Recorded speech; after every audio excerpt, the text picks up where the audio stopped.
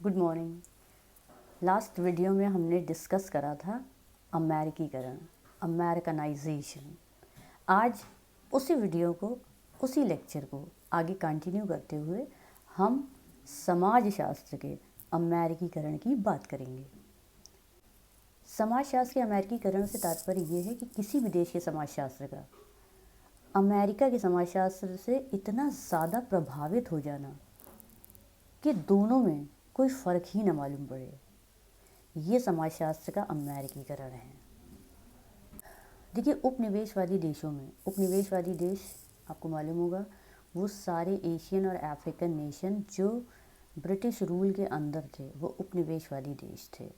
तो उपनिवेशवादी देशों के अंदर अमेरिकी विद्वानों से कई सारे आधारों पर सहायता ली जाती रही है और आज भी देश आज़ाद हो जाने के बाद भी अमेरिकी एक्सपर्ट्स से, अमेरिकन एक्सपर्ट्स से आज भी कई सारे विषयों पर सहायता ली जाती है।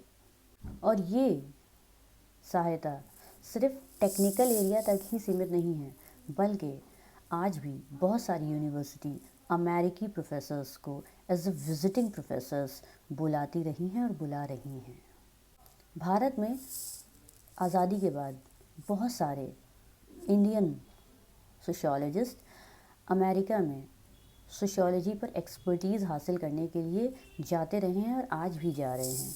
वो वहाँ पे कोर्सेज़ करने, वहाँ की मेथडोलॉजी के आधार पर रिसर्च करने, वहाँ से प्रोफेसरशिप करके, वहाँ से कोर्सेज़ करके आज भी वापस आ रहे हैं, जिस वजह से वो अमेरिकी सोशियोलॉजी से बहुत ज़्यादा प्रभावित हैं। और जब वो यहाँ भारत आते हैं तो उन्हीं पद्धतियों को, उन्हीं टेक्निक्स को, उन्हीं मेथड्स को इंडियन सोशियोलॉजिकल रिसर्च में यूज़ करते हैं। लास्ट लेक्चर में मैंने डिस्कस करा था कि अमेरिका में संरचनात्मक, प्रकार्यात्मक आधार पर, परिप्रेक्ष्य के आधार पर रिसर्च बहुत होती रही है। उसी आधार पर जब इंडियन सोशियोलॉजिस्ट बाहर जाते हैं और सीख के आते हैं तो उसी मेथडोलॉजी के आधार पर Indian villages, Indian tribal areas की रिसर्च करते हैं।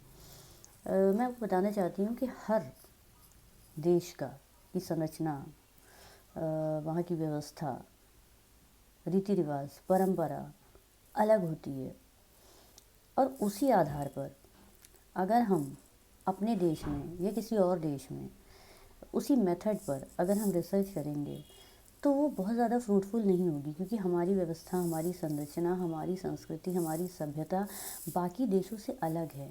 तो हम सेम प्रोसीजर से कैसे किसी प्रॉब्लम पर रिसर्च कर सकते हैं और हम ये उम्मीद कर सकते हैं कि हमें जो रिज़ल्ट आएंगे वो बेनिफिशियल होंगे।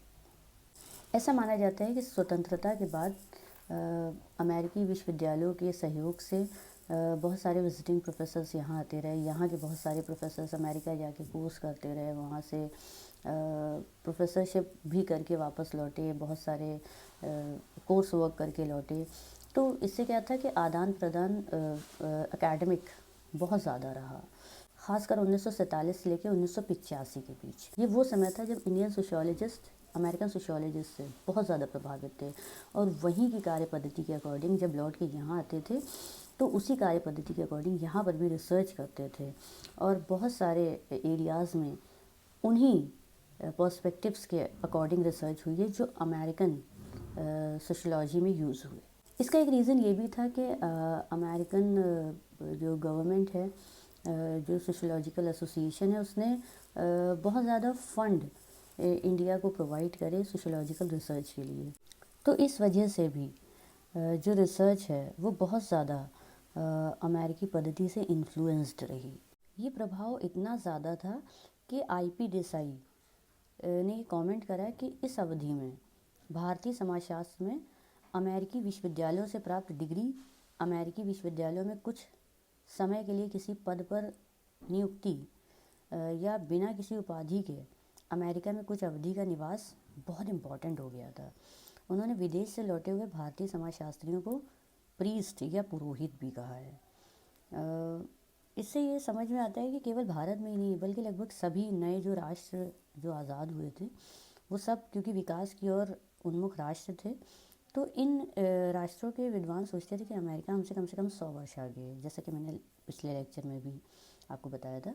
इसलिए अमेरिकी विद्वानों का चिंतन हमसे कहीं अधिक गहन और व्यवहारिक होगा, ऐसी मान्यता रही। इसी वजह से जो नवोदित राष्ट्रों में समस्या का जो स्वरूप और उनके कारण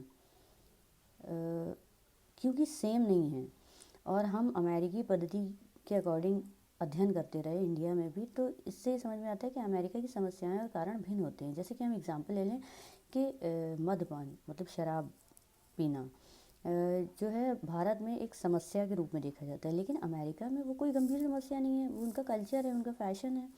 तो अगर हम ये इसी अकॉर्डिंग अगर हम रिसर्च करेंगे कि वहाँ की मेथड्स, वहाँ की पद्धति के अकॉर्डिंग, तो हम कैसे एक सही रिसर्च कर पाएंगे, सही आंकड़े इकट्ठे करके समस्या का समाधान सजेस्ट कर पाएंगे। क्योंकि वहाँ की संस्कृति, वहाँ की सभ्यता अलग है। हो सकता है जो प्रॉब्लम हमारे यहाँ है वही चीज़ उनके यहाँ कोई प्रॉब्लम ही ना हो, वो उनका कल्चर हो, वो उनकी सभ्यता हो। तो सेम अगर हम टेक्निक पे अध्ययन करेंगे तो वो फ्रूटफुल नहीं होगा। तो इसमें ये कहना चाहते हैं हम कि इसी तरह से अगर हम देखें तो निर्धनता और बेरोज़गारी की समस्याएं, तो वो नए राष्ट्रों की समस्याएं, ये समस्या अमेरिका की समस्या से बिल्कुल अलग है।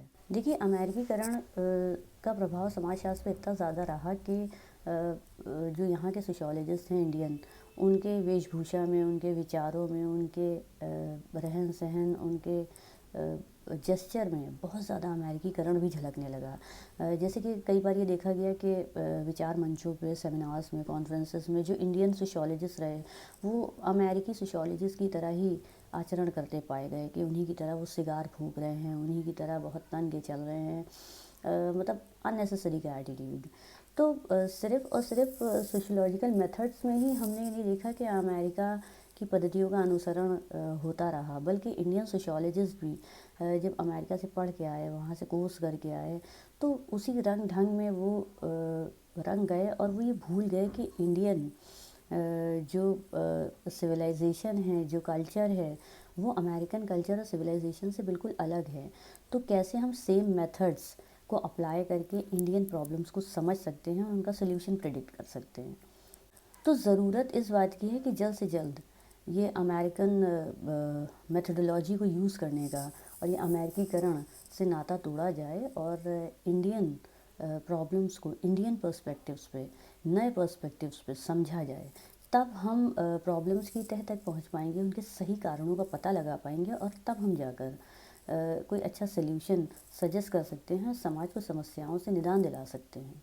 तो आई होप ये समाजशास्त्र के अमेरिकीकरण की समस्या आपको समझ में आ गई होगी और क्या किया जाए, किस तरह से इस प्रॉब्लम से हम निकल सकते हैं और किस तरह से इंडिया को इंडियन पर्सपेक्टिव्स, मेथडोलॉजी के पर्सपेक्टिव्स के आधार पर समझ सकते हैं। ये टॉपिक आपको क्लियर हो गया होगा और अगर आपको कोई क्वेश्चन है तो you can ask me in the comments and I will be happy to answer. Thank you.